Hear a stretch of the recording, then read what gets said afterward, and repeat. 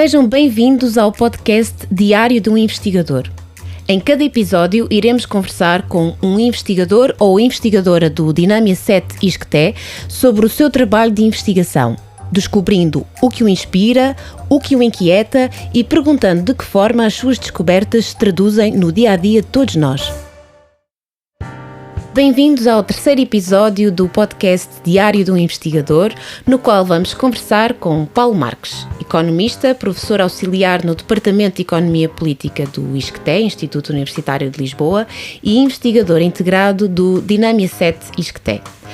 Atualmente co-coordena o Observatório do Emprego Jovem, que tem como objetivo analisar os fenómenos relacionados com o emprego dos mais jovens em Portugal. É também investigador responsável pelo projeto de investigação Solid Job, que vamos ficar a conhecer. Nesta conversa vamos ficar a saber de onde vem o seu interesse por estes temas e perceber de que forma o seu trabalho tem impactos ao nível das políticas públicas e, por isso, no nosso dia-a-dia. Olá, Paulo. Olá, muito bom dia. Bom dia e muito bem-vindo ao nosso podcast. Obrigado. E desde já obrigada também por aceitar estar aqui à conversa connosco. Eu proponho que nós comecemos exatamente pelo início, por onde tudo começou. O que neste caso significa perceber de onde é que vem o teu interesse, neste caso pela economia. Como é que tu tornaste economista, professor, investigador? Ok, muito bom dia. É uma pergunta difícil, não é? Porque nós na vida temos muitas influências, não há apenas um momento, uma decisão, etc. E assim, a verdade é que talvez o meu percurso seja um percurso menos linear. Teve aqui muitas mudanças, aliás, como a economia também, não é? Que está sempre em... Exato. Aliás, estamos agora a entrar noutra crise e, portanto, as nossas vidas às vezes também são como os ciclos económicos, não é? Vão mudando ao longo do tempo. E assim, na verdade, o meu percurso não foi um percurso linear porque eu para já tenho um percurso muito interdisciplinar, ou seja, eu comecei por fazer uma licenciatura em Sociologia. Depois fiz um mestrado na área da economia e depois fiz um doutoramento em economia. Okay. Portanto, vejo-me como um economista político ou um socio-economista ou uma coisa assim. Portanto, não fiz esse percurso típico linear. Por um lado, eu acho que na vida nós vamos ser influenciados pelas experiências que vamos tendo, mas também pelas oportunidades que vamos tendo. Eu acho que isso também é muito importante. Nós não decidimos, isto agora é o sociólogo, não é? Nós não decidimos tudo o que fazemos, não é? Há aqui uma estrutura também que determina algumas das oportunidades que nós vamos tendo ou não vamos tendo, e nós vamos seguindo os caminhos de acordo com as possibilidades que temos, não é? Eu diria que eu não me sentei na cadeira lá em casa e não disse que queria ser juiz ou queria ser médico, portanto não, o percurso não foi nada esse. Aliás, o interesse pela área das ciências sociais, como eu me vejo mais, um economista político, um socio-economista ou o que seja, vem mais até de uma experiência de intervenção social, não é? De ver os problemas da sociedade, e vem muito mais por esse caminho do que propriamente uma coisa muito disciplinar, do que é ser economista portanto, não foi esse o caminho. Foi com uma intenção mais pragmática de conhecer para intervir ou para ter algum efeito, algum impacto? Sim. Aliás, há uma expressão que é as teorias têm uma força material, não é? No fundo, o que é que isso quer dizer? Isso quer dizer que elas têm uma capacidade de transformar a realidade, não é? E, portanto, aliás, estamos aqui a falar nisto, estava-me a lembrar, há uma frase conhecida do Marx, não é? Que é: os filósofos até agora limitaram-se a interpretar o mundo, não é? É necessário transformá-lo. Não querendo seguir exatamente a mesma máxima, para não ser acusado de plágio, a verdade é que foi sobretudo essa preocupação de intervenção social. Aliás, eu cresci no Barreiro, portanto num contexto social muito ativo, não é? De movimento associativo dos estudantes. Aliás, eu lembro-me, a primeira coisa social em que participei foi nos anos 90, quando na minha escola básica houve uma grande manifestação porque na escola básica, portanto, Sim. isto do 5º ao 9º ano, por causa da questão da coincineração, na altura havia um projeto do Ministério do Ambiente de instalar um conjunto de coincineradoras para incinerar lixos, e um dos objetivos era colocar uma delas no Barreiro. Porquê? Porque o Barreiro tem um parque industrial grande e, portanto, era fazer essa coincineração dos resíduos, e houve uma grande manifestação, e lembro-me de todos os alunos da minha escola básica irem a essa manifestação, que no final acabou com os estudantes a plantarem uma árvore que tinha o nome na altura da ministra do Ambiente, que era a Elisa Ferreira, que hoje é uma economista muito, muito conhecida. E, portanto, esse contexto, não é? O contexto do Barreiro, de um contexto social muito ativo, das associações de estudantes, depois mais tarde também estive muito envolvido, e todo esse contexto social desperta-nos para a necessidade de intervirmos na sociedade e procurarmos fazê-lo. E a área das ciências sociais é uma área que tem uma grande influência na vida das pessoas, e, portanto, eu acho que vem muito por aí, por esse contexto em que cresci. E em termos da investigação, qual é a primeira memória que tens enquanto investigador? Ou um primeiro momento que te recordes em que tenhas percebido que estou a fazer investigação?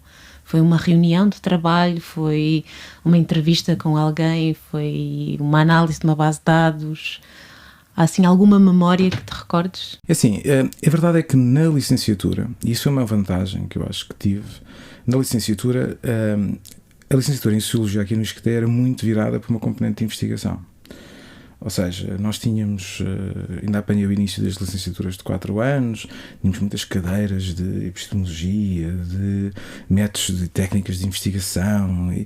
Aliás, não deve haver muitas licenciaturas com essa componente tão orientada para a investigação. E então, na altura, era mesmo muito.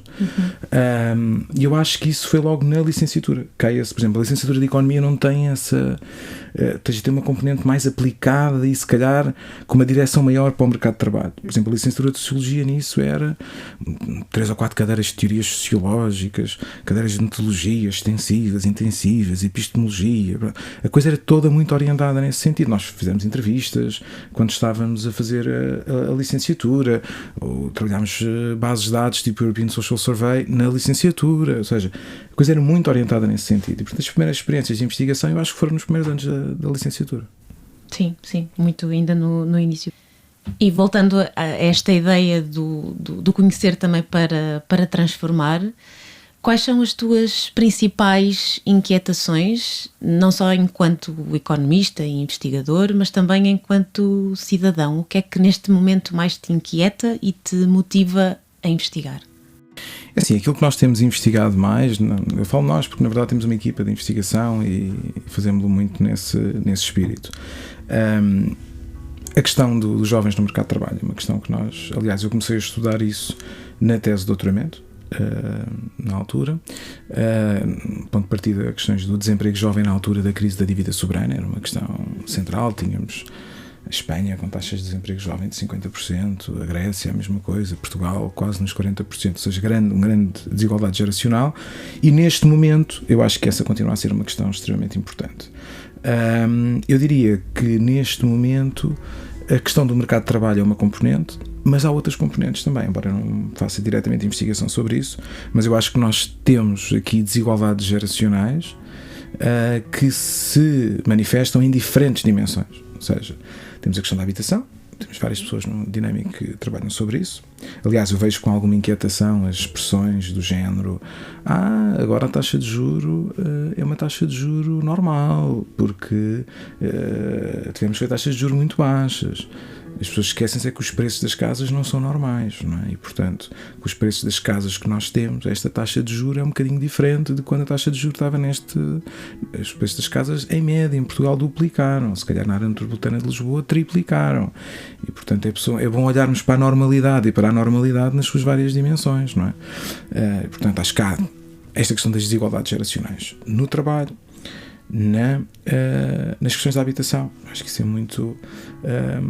é muito evidente, parece-me extremamente importante, e noutras esferas da nossa vida em que essas desigualdades também são muito claras. Eu acho que isso é uma questão que me inquietou durante o doutoramento e que hoje em dia também me inquieta, talvez devido às suas diferentes manifestações. Como é que essas desigualdades geracionais se manifestam? Em diferentes esferas, não é? Exatamente. Nas suas diferentes esferas.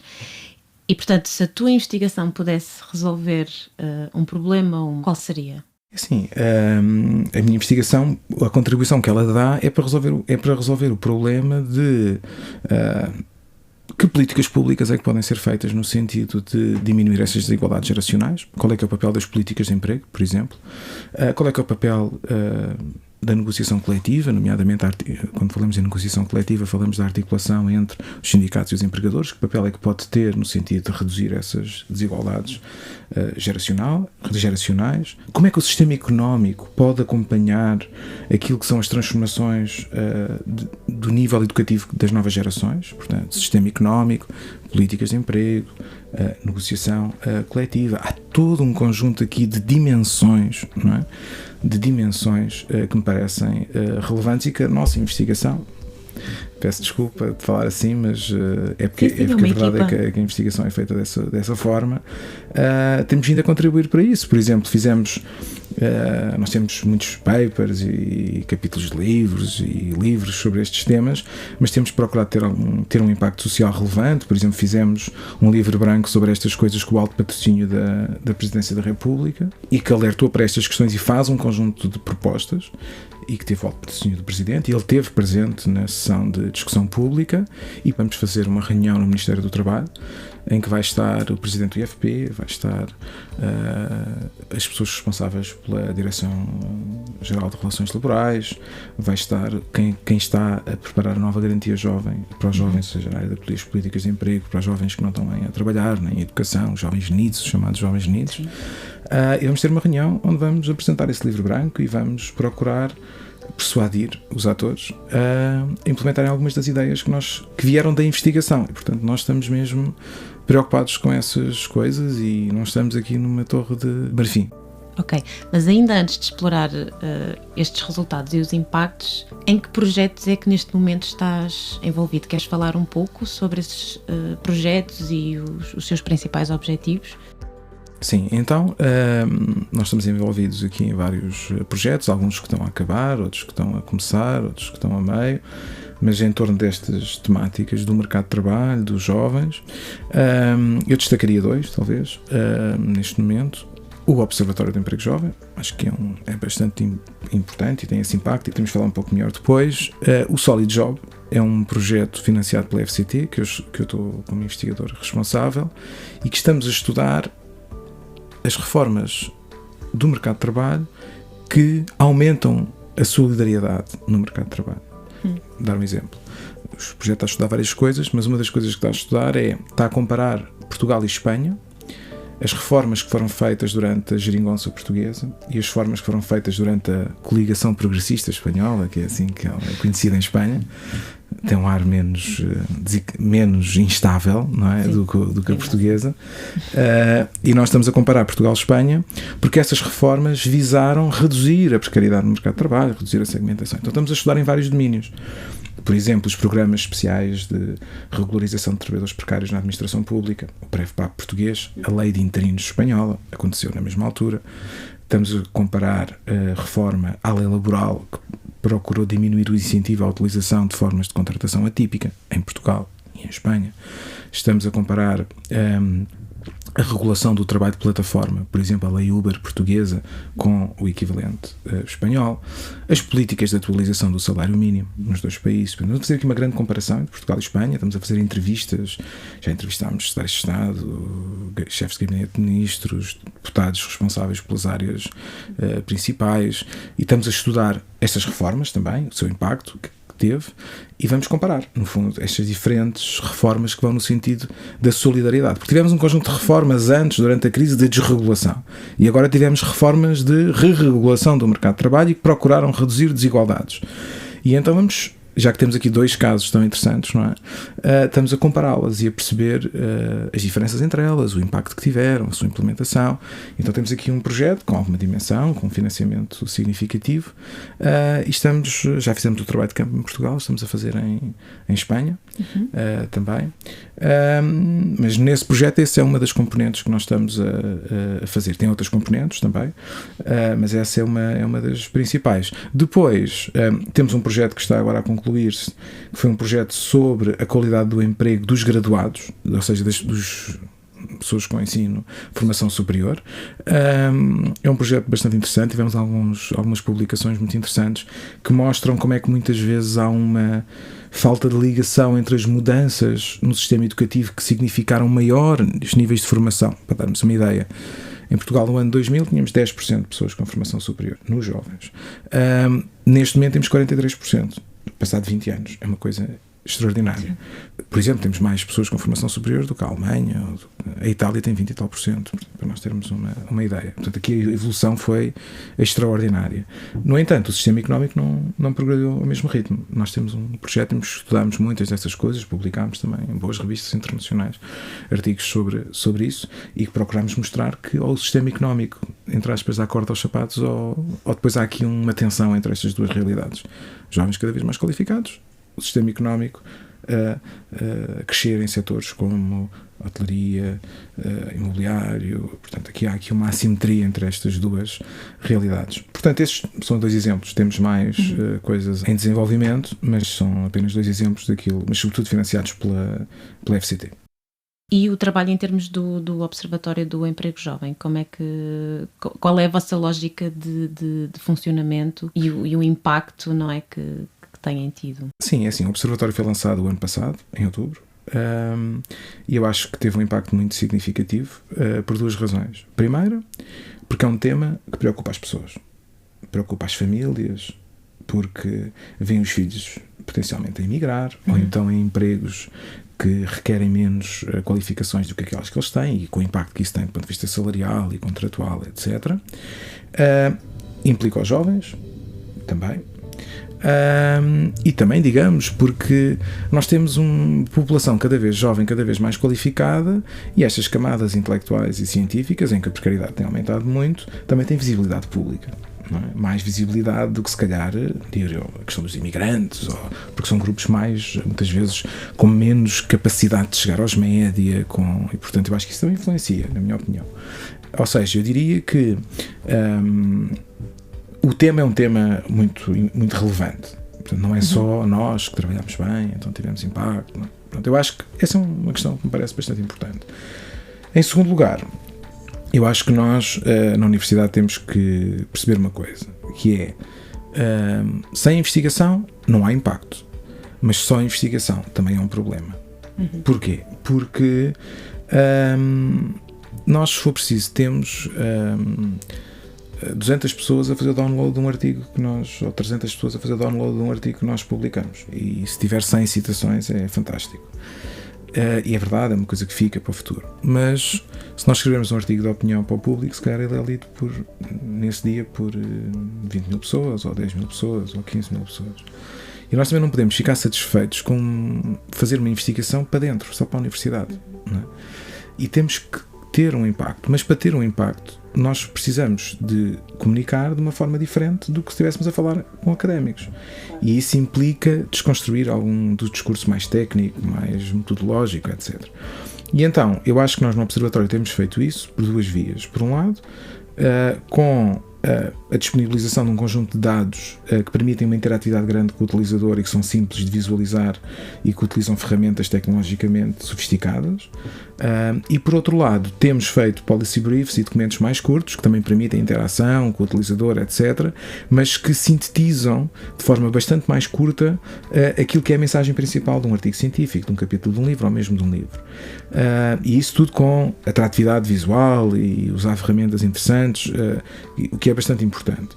E isso permitiu-nos ter um impacto maior. Ou seja, em vez de enviarmos um artigo para um jornalista do Público ou para um jornalista da televisão, enviamos um policy brief em português, mais curto, com as ideias principais, com estatísticas mais relevantes, não com dados muito difíceis de compreender para quem não é especialista no método. E eu acho que isso contribuiu para um impacto maior da nossa publicação científica, não é? Ou seja, eu diria que o Observatório teve impacto. E depois há uma questão que é, as coisas nos média funcionam muito, que é a partir do momento em que um tema entra, se depois ele é alimentado, ele fica no espaço mediático e depois depende do nosso esforço de manter esse tema, essa atenção, não é? E portanto eu penso que isso contribuiu, e eu não sei, nós teríamos tido, não estou a exagerar, mas nós tivemos mais de 100 presenças ou 150 presenças nos média no último ano, e com participações em,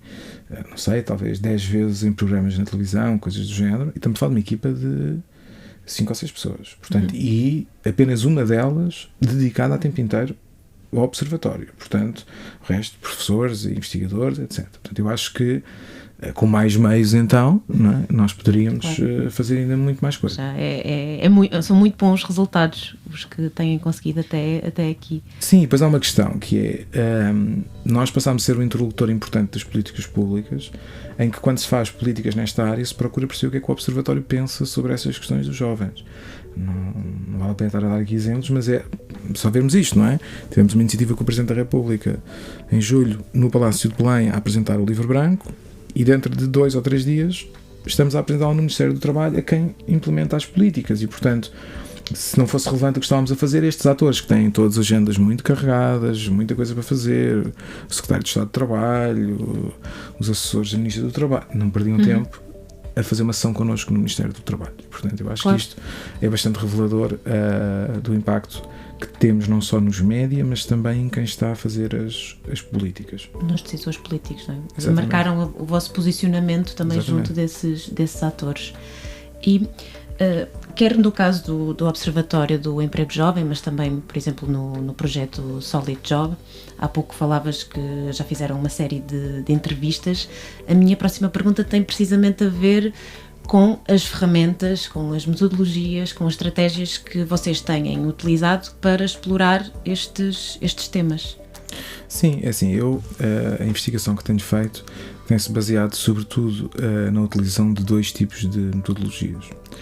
Uma delas é o que nós chamamos o Fuzzy Set QCA, mas que é uma metodologia que se distingue de outras sobretudo por uma questão, que é tentar explicar os processos, um determinado resultado, um determinado acontecimento, pela combinação de fatores.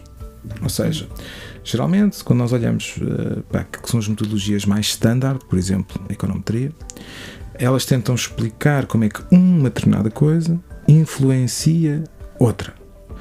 Por exemplo, se o desemprego jovem é provocado por uma desadequação entre qualificações e emprego, ou se o desemprego jovem é explicada pela ocorrência de uma crise económica, ou se o desemprego jovem é provocada por outro tipo de fatores. Outra coisa diferente é ver como é que diferentes fatores se conjugam e geram um determinado processo. Ou seja, em vez de estarmos a ver aqui o efeito isolado de um fator noutro, é perceber como é que há aqui uma articulação de fatores que geram uma coisa. Num país isso pode provocar uma coisa. Outra articulação de fatores pode gerar o mesmo processo noutro país. Ou seja, o desemprego jovem pode ser explicado em Portugal por uma combinação de fatores e se calhar na África do Sul é explicada por outro. Não é? Portanto, esta ideia de que há aqui a sociedade não é uma coisa que se divide em partes. E temos aqui uma multiplicidade de aspectos que podem influenciar um determinado acontecimento. E isso é uma das metodologias que nós temos usado, os chamados métodos configuracionais. Claro que nós no Policy Brief não escrevemos sobre isto. Porque eu ia perguntar precisamente o que é que são, não é? O que é que significa e como é que se aplicam na prática, não é? Tentando aqui desconstruir um pouco. São nomes complicados e que se calhar a maior parte das pessoas não está familiarizada.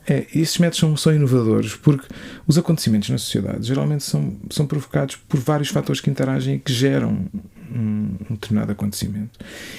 E esse tipo de métodos conseguem captar isso. E são métodos muito interessantes. Vou dar um exemplo. Nós estávamos a estudar o problema da sobrequalificação. A sobrequalificação é haver uma percentagem elevada de pessoas que trabalham em empregos que requerem menos qualificações do que aquelas que eles têm. Nós, com métodos configuracionais, nós conseguimos perceber que há uma combinação de fatores que leva a que alguns países tenham níveis de sobrequalificação muito elevados. Quais é que são essas combinações de fatores? São a combinação de um crescimento muito grande de pessoas com formação superior, que se conjuga com um sistema económico que não é intensivo em setores mais inovadores, que por sua vez se conjuga com uma situação económica, do ponto de vista da variação do nível da atividade económica, modesta.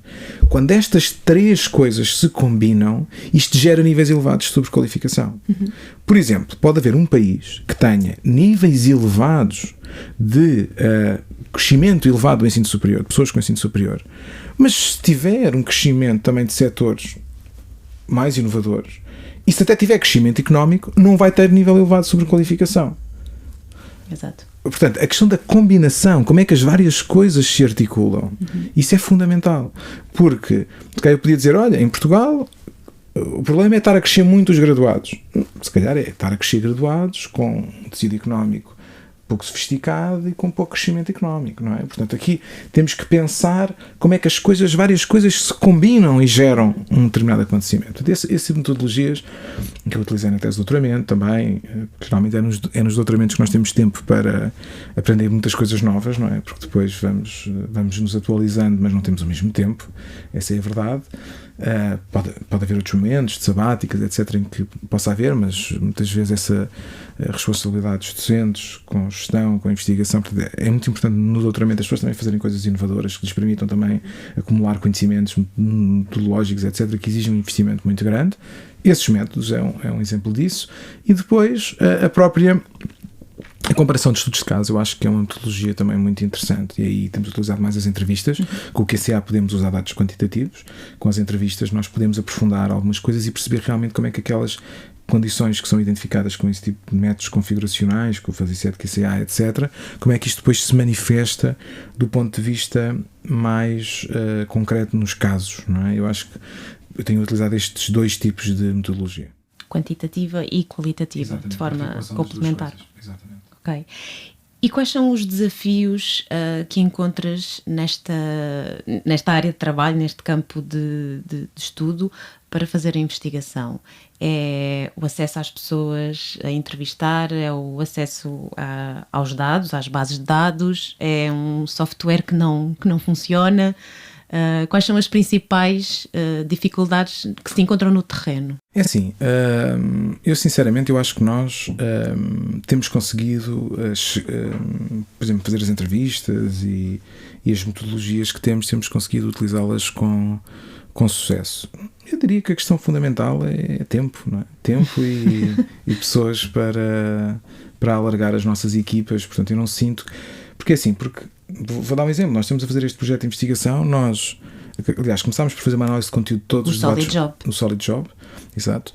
Começámos por fazer uma análise de conteúdo de todos os debates parlamentares sobre estas políticas em Portugal e em Espanha. A partir dali identificámos as pessoas que queríamos entrevistar, portanto não fomos entrevistar quem nos dava mais jeito, quem estava mais à mão, e acabámos a entrevistar os secretários de Estado. Em Espanha é mais difícil porque nós não conhecemos tão bem as pessoas, mas com contactos, portanto, já estamos a conseguir também. Vamos entrevistar, por exemplo, a chefe de gabinete da Ministra do Trabalho espanhola, a Yolanda Dias, e vamos falar com ele. Já falámos com assessores económicos da Ministra do Trabalho. É difícil chegar ao secretário de Estado, não é? Mas em Portugal chegamos das várias áreas, do PREFPAP, das alterações da lei laboral, tudo isso. Eu acho que com persistência as coisas conseguem-se, e também quando as pessoas percebem a relevância daquilo que nós estamos a estudar, eu acho que isso também ajuda, penso eu. Agora, entrando aqui num registro, quase uma espécie de diário, como é que é um dia de trabalho na pele do Paulo Marques? Eu acho que há dias diferentes, não é? Porquê? Claro. Porque nós temos uma dificuldade, e às vezes as pessoas não percebem isso, mas o trabalho de investigação, nomeadamente o trabalho de escrita, é um trabalho que exige alguma continuidade, e portanto eu, pelo menos da minha parte, tento dividir um pouco os dias em que são os dias em que temos muitas interações sociais e muitas reuniões, etc., com os dias em que se consegue trabalhar em continuidade e escrita e leitura, etc. Porque não dá para fazer um podcast, depois uma reunião e depois escrever uma resposta a uma revisão de um artigo e depois dar uma aula. Não dá. Eu, pelo menos, não tenho essa capacidade. Eu acho que é importante nós, na cabeça, podermos irmos concentrando aqui por... Eu acho que os dias variam muito. Acho que isso e é tentar arranjar tempo para haver alguns dias em que a pessoa consegue fazer trabalho de investigação, porque as coisas demoram mesmo muito. Não é como aquela coisa de ter ali 10 coisas para fazer num dia e ir arriscando as coisas. Isso é assim nas pequenas tarefas. Nas tarefas de investigação as coisas não são assim. A pessoa pode estar 2 semanas de volta da mesma tarefa, não é? Responder a um pedido de alterações de um artigo, fazer uma proposta de um livro para uma editora internacional. Isso exige muito tempo. E muitas vezes é um luxo também, não é por acaso que no setor privado, por exemplo, nas universidades privadas já há muito pouca investigação, porque isso exige muito tempo, não é? Exige muito investimento, não é? E eu acho que é bom nós termos isso em consideração. Portanto, um dia normal depende se é um dia de tarefas pequenas ou um dia de tarefas Sim. longas, não é? Hoje, por exemplo, é um dia de tarefas pequenas. Todas. Amanhã é um dia de escrita e de preparar aquele evento de quinta-feira, porque lá está, não estamos na Torre de Marfim e, portanto, é preciso preparar uma intervenção para fazer no início da sessão lá com o Ministério do Trabalho, e depois sexta é um dia novamente reuniões, aulas, etc. Não é? Portanto, é tentar ir encontrando este equilíbrio. E é fácil desligar das áreas de trabalho, das áreas de investigação, ou seja, mesmo nos momentos em que sais do ISCTE e estás com a família, com amigos, estás sempre a pensar nestes temas de que trabalhas? Ou é fácil ligar e desligar o botão? É assim, eu acho que há aqui duas dimensões, parece-me. A questão familiar e a questão das crianças, etc., muda muito, ou seja, nem sequer há essa possibilidade da pessoa estar sempre a pensar, ou sempre tem que pensar em atividades, não é? E, portanto, isso eu acho que é uma dimensão. Depois, eu acho que há uma segunda questão, que é, há um risco, na minha opinião, da investigação, de as pessoas hoje em dia são muito avaliadas pelas métricas, pela quantidade, não é? E então nós corremos o risco de não ter sequer tempo para nos distanciarmos das coisas que fazemos. E isso é um problema, porque as pessoas depois não têm perspectiva. Aliás, eu lembro-me de estar a ver aquela série do The Crown. Há ali uma passagem engraçada que há uma passagem engraçada que é quando a rainha convida a Margaret Thatcher para ir passar um fim de semana lá ao castelo, lá na Escócia, não é? E a determinada altura a Thatcher não conseguia não estar a trabalhar, tinha sempre... E depois há, acho que é a irmã da rainha, que diz qualquer coisa do género: se não parar, não tem perspectiva sobre nada, não é? Porque está sempre tão envolvida nas pequenas tarefas, nas pequenas coisas, que não consegue ter perspectiva sobre os assuntos, não é? Às vezes, se nós não pararmos, não conseguimos ter perspectiva, não é? Não conseguimos olhar para as coisas com algum distanciamento e, portanto, estamos sempre ali nas pequenas coisinhas. Nas pequenas coisinhas no sentido em que não conseguimos verdadeiramente ver a big picture e refletir sobre as coisas no seu todo. E estamos sempre ali a escrever o parágrafo que falta, ou a agendar a entrevista que falta, portanto, não há uma visão de conjunto das coisas. Agora, como há avaliação de desempenho nas universidades, e muitas vezes o acesso até à carreira, etc., é muita quantidade e não muitas vezes a relevância, a qualidade das publicações. Muitas vezes a gente faz isso também. Ok, mas publicamos em que revistas são relevantes para nós, são as que têm maior impacto, são as que têm menos impacto. Portanto, isto faz com que as pessoas entrem numa febre da quantidade e que não se consigam, por um lado, acho eu, a questão do tempo para a família, eu acho que isso é uma coisa importante, e depois o ter perspectiva sobre os assuntos. Com isto não estou, atenção, a desvalorizar a questão da publicação internacional e nada disso. Pelo contrário, eu acho que é fundamental nós temos que ter escrutínio internacional daquilo que fazemos. Mas é preciso algum equilíbrio para não criarmos aqui um bocado os tontinhos da quantidade, não é? Porque depois isto é um bocadinho deprimente. Sim, e dar tempo, não é? Como dizias, não é também uma produção super rápida do conhecimento, que acaba por não dizer ter... a mesma coisa de várias formas diferentes, não é? E de que forma é que o teu trabalho também como professor se conjuga com o trabalho como investigador? Como é que se influenciam um ao outro? É assim, eu acho que há aqui há várias dimensões da questão. Primeiro, e costumo dizer isto até às vezes a pessoas mais novas, que é o trabalho de docência é bom para a nossa saúde mental. Aliás, a minha mulher diz-me isso. Eu, quando só estou a fazer investigação, fico muito mais introspectivo, mais distante, Portanto, a parte da docência dá-nos esse lado dá-nos saúde mental. Começarmos o dia, darmos uma aula, conclui-se, fica feito, há uma interação com pessoas, há um lado aqui social, que as pessoas têm nos seus outros trabalhos de uma forma mais natural, não é? Nem que seja interação com os colegas. Pronto. E a investigação, às vezes em excesso, pode nos levar a um isolamento social excessivo, demasiado tempo só de escrita e de investigação, e as pessoas, não faz bem também, as pessoas terem aqui um lado de oralidade, de interação social, os alunos que têm os seus problemas, têm as suas vidas também, portanto, acompanhar os alunos nas teses de mestrado, a gente percebe depois que as pessoas têm as suas vivências, têm as suas dificuldades no mercado de trabalho, articulação do ensino com o trabalho. O lado da saúde mental eu acho que é um lado importante. Depois, a docência permite-nos ter um impacto muito grande na vida das pessoas. Eu acho que isso é bastante claro, não é? Ou seja, nós conseguimos formar mentalidades, que as nossas ideias tenham esse impacto social também por essa via. Portanto, eu acho que isso é fundamental. Isso é o lado bom da história. O lado mau é que, se a docência é em excesso, isso cria dificuldades ao trabalho de investigação, que é um trabalho que exige concentração, dedicação, foco, tempo. O tempo é muito tempo. As pessoas não fazem ideia, mas é muito tempo que as pessoas levam a ter uma boa publicação numa revista top internacional.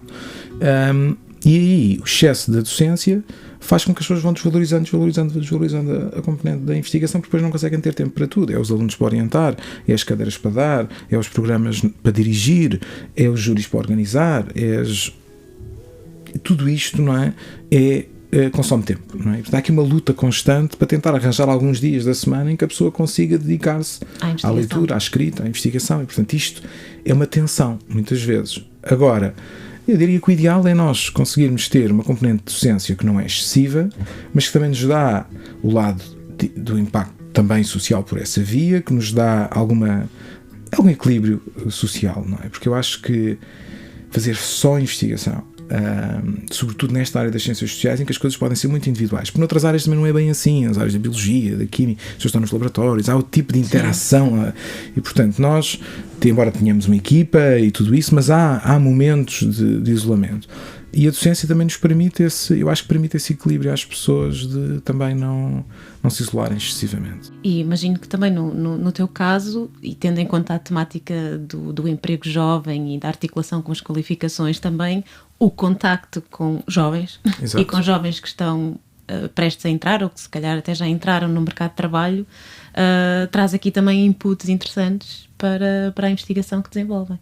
Sim, sem dúvida. Eu acho que isso é fundamental, essa interação também com os estudantes, não é? Eu acho que se aprende muito também com os estudantes.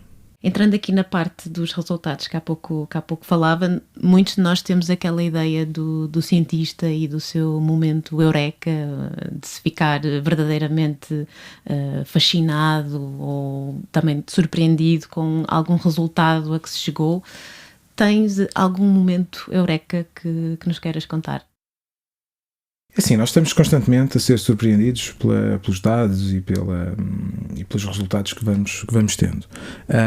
Claro que há umas surpresas maiores, outras menores. Vou dar um exemplo. Talvez a minha melhor publicação de doutoramento na altura, na Socioeconomic Review, que é uma revista muito boa na área da economia política. Nós estávamos a estudar o que é que gerava a dualização geracional do mercado de trabalho. Dualização no sentido de haver os jovens nos empregos mais precários, salários mais baixos, com poucas perspectivas de progressão, e os trabalhadores mais velhos numa situação mais protegida. Então tentar perceber, porque há países que têm uma dualização que não é geracional, não é etária, é uma dualização mais, por exemplo, no caso da Alemanha, é muito setor dos serviços, setor da indústria, por exemplo. Há outros países em que há questões migratórias mais fortes. E há um conjunto de países em que a questão geracional é muito forte. Pronto. Então porquê? E muitas vezes a resposta tradicional é que é pela questão da legislação da proteção do emprego, porque na verdade se não fosse os permanentes muito protegidos, então não havia problema, se isto fosse tudo muito flexível. E nós descobrimos que a questão da legislação pode não ser assim tão relevante. Porquê? Porque nós temos países em que efetivamente têm essa desigualdade do ponto de vista legislativo, mas também têm outros fatores que se combinam para gerar esse processo, e temos outros em que a proteção do emprego é baixa e eles têm a mesma desigualdade geracional. Nomeadamente no caso do Reino Unido, por exemplo, em que eles têm uma flexibilidade muito grande. O Reino Unido, tipo os Estados Unidos, estávamos a falar há pouco de séries, lembrar-nos daquelas séries americanas em que a pessoa é despedida e nem tem a caixinha debaixo da secretária, mete as coisinhas na secretária e vai-se embora, não é? Isso é um mercado de trabalho super flexível, não é? Em Portugal, isto não é assim tão simples, não é? As pessoas, se tiverem um advogado e se tiverem um contrato permanente, não é meter as coisinhas na caixinha e vão ser... Aliás, estamos a falar de séries, há uma mais levezinha, aquela do Emily in Paris, não é? Em que ela é uma americana que vai para a França e pensa que aquilo também é muito flexível, até que lhe dizem, não, aqui em França ser despedido não é assim tão fácil. Agora, parando a brincadeira, mas eu acho que a questão que nós encontramos foi que a questão da legislação pode ser importante, mas não é tudo. E tão importante como a legislação é o tipo de estrutura económica que os países têm. Porquê? Porque quando as empresas vivem da rotação, porque isso é importante para a sua competitividade. Por exemplo, a rotação na hotelaria. Essa flexibilidade, essas empresas precisam muito dessa flexibilidade, porque há muita coisa sazonal, porque eles investem pouco nas qualificações dos trabalhadores, etc. Eles andam a tentar encontrar todos os vazios na lei para manter essa flexibilidade. É o falso trabalho independente, é as agências de trabalho temporário, é os contratos a termo certo. Andam uma busca incessante pela flexibilidade. E, portanto, isso aplica-se quer no mercado de trabalho, em que os contratos permanentes são muito regulados, querem que um contrato permanente é pouco regulado. A única diferença é que quando é pouco regulado, nem sequer há muita percentagem de contratos temporários. Porquê? Porque é tão fácil despedir um permanente, não precisam fazer um contrato temporário. E a questão que se coloca é que é muitas vezes mais as mudanças no sistema económico. A questão regulatória é fundamental, não é? Mas as mudanças no sistema económico são muito importantes também para criar relações contratuais mais estáveis. Porque quando as empresas têm interesse em reter, porque também investem no trabalhador e investindo no trabalhador, querem rentabilizar esse investimento a médio prazo, esse emprego é mais resiliente a choques económicos, não é? Como gostam de dizer os economistas. E a questão é que é preciso articular a mudança no sistema económico com as mudanças legislativas, e nós mostramos isso, não é? Que não era... Havia mercados de trabalho muito flexíveis, mas havia os zero-hour contracts no Reino Unido também, que é a pessoa ter que estar disponível para um trabalho mesmo que não tenha uma garantia de um horário, não tenha uma garantia de um salário. Isso é super precário. E o mercado de trabalho é muito flexível, mas não quer dizer que não haja também esse tipo de problemas. Portanto, a ideia de que se nivelarmos por baixo não há desigualdade geracional, nós mostramos que isso não é assim. E eu acho que isso é interessante. Sim, e como é que esse resultado em concreto se traduz, ou se pode traduzir, no dia-a-dia de todos nós? Traduz-se porque, por exemplo, nós podemos ver o problema da dualidade do mercado de trabalho, ou da segmentação do mercado de trabalho, ou esta ideia de que há aqui grupos mais desprotegidos e outros mais protegidos. Nós podemos tentar resolver isto de duas formas. Uma é, vamos regular mais os contratos temporários e vamos aproximar o nível regulatório disso com um contrato permanente e concomitantemente vamos tentar fazer transformações económicas em que os setores em que as empresas mais investem nos trabalhadores ganhem peso na economia. A alternativa, quando queremos resolver este problema de elevado número de trabalhadores com contratos precários, é desregular os contratos precários, ainda mais, mas desregular ao mesmo tempo os contratos permanentes, e as empresas deixam de ter incentivo para utilizar a contratação a termo. O nivelamento por baixo ou o nivelamento por cima. E isso tem impacto na vida das pessoas. Nós tivemos um nivelamento por baixo durante os anos da Troika e estamos a ter, nos últimos anos, um nivelamento mais por cima, em que há um aumento da regulação dos contratos a termo, sem que isso signifique uma desregulação dos contratos permanentes. E isso parece-me que é uma questão que tem um impacto muito grande na vida das pessoas. Claro, claro. E que é operacionalizada precisamente pelo que falavas há pouco, ao chegar aos atores políticos e ao tentar também influenciar as políticas públicas que são definidas e implementadas. Nós aqui, para além do impacto do Observatório, nós temos aqui também o ISCTE, que tem um impacto social grande, que é o relatório que o ISCTE faz todos os anos do Estado da Nação, no dia do debate do Estado da Nação. E nesse relatório nós temos escrito um capítulo sobre o emprego, E eu noto que o que nós temos dito sobre isso, do nivelar por baixo, nivelar por cima, etc., ouvimos alguns atores políticos depois a reproduzir algumas das coisas que... Isso é interessante, mesmo agora nas entrevistas, por exemplo, isso é usar os mesmos termos, é evidente que isso é ouvido e tem o seu impacto. Óbvio que não somos só nós, os atores políticos são influenciados por muitas... por exemplo, aquilo que é a agenda da União Europeia tem uma influência grande também, a comparação do nível regulatório que existe em Portugal em relação aos outros países, o que dizem os académicos. Nós também não achamos que escrevemos uma coisa e que no dia a seguir há uma política. Não é assim, mas damos a nossa contribuição. E agora, já mesmo para terminar, que desafios vislumbras para esta linha de investigação nos próximos tempos? Assim, nós estamos a ter uma situação neste momento de uma alteração da política monetária do Banco Central Europeu, que vai ter um impacto grande na vida das pessoas. Por um lado, a questão das taxas de juros no empréstimo nos créditos à habitação, por outro, o próprio financiamento às empresas por via das taxas de juros, e há aqui riscos de haver uma degradação da situação económica. Por exemplo, já vi uma notícia ontem no Público, ainda não são os dados sobre o desemprego, mas os inscritos nos centros de emprego já estão a aumentar. Portanto, há aqui riscos muito grandes neste momento de aumento do desemprego e uma degradação das condições de vida das pessoas. Isso é fundamental, nós que estamos a investigar na área do mercado de trabalho, acompanharmos muito de perto, monitorizarmos isso muito de perto e darmos a nossa contribuição para esse debate. Para poder, de alguma forma, mitigar, não é, esse cenário. Por exemplo, menos as positivo. políticas de emprego podem ser importantes, as possibilidades de estágios profissionais, etc. Por exemplo, agora há um estágio no âmbito do PRR em que as empresas, para receberem o apoio, têm que dar um contrato permanente, por exemplo. Isso foi uma forma de combater a utilização dos estágios de forma consecutiva, não é? E sem substituir um trabalhador permanente por uns estágios que estão sempre a variar com o apoio do Estado. Isso é uma coisa importante. Se calhar agora num contexto de aumento do desemprego, a questão dos estágios com essas características é importante, e fazer força para que isso ganhe maior relevância, porque os estágios, por um lado, podem ter esse lado negativo, que é mitigado com isto, que é só recebe o apoio quem dá um contrato permanente. Tem um lado muito positivo, que é os jovens têm uma desvantagem em relação aos mais velhos, que é não têm experiência profissional e não têm muitas vezes conhecimentos sociais de pessoas no mercado de trabalho, que é muito importante para ter um emprego também.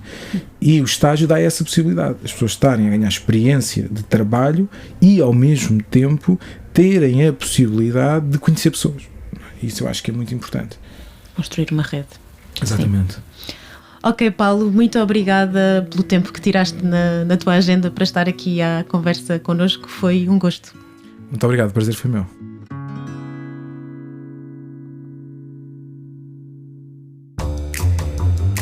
Nesta conversa, o Paulo contou-nos que o seu interesse pelos temas que hoje são a sua área de trabalho vem de uma experiência de intervenção social que começou na escola básica e que foi influenciada pelo movimento associativo que caracteriza o Barreiro, a cidade onde cresceu. No fundo, o seu trabalho como investigador assenta na vontade de conhecer o mundo para nele intervir. Essa foi a razão que o levou a estudar ciências sociais, primeiro sociologia e depois economia. Hoje, os resultados da investigação que desenvolve juntamente com a sua equipa não só estão frequentemente presentes na comunicação social, chegando a um público mais alargado, como também são já tidos em conta pelos decisores políticos. No próximo episódio estaremos à conversa com Nuno Bento, que nos irá falar do seu percurso de investigação na área da transição energética e da sustentabilidade. Não percam!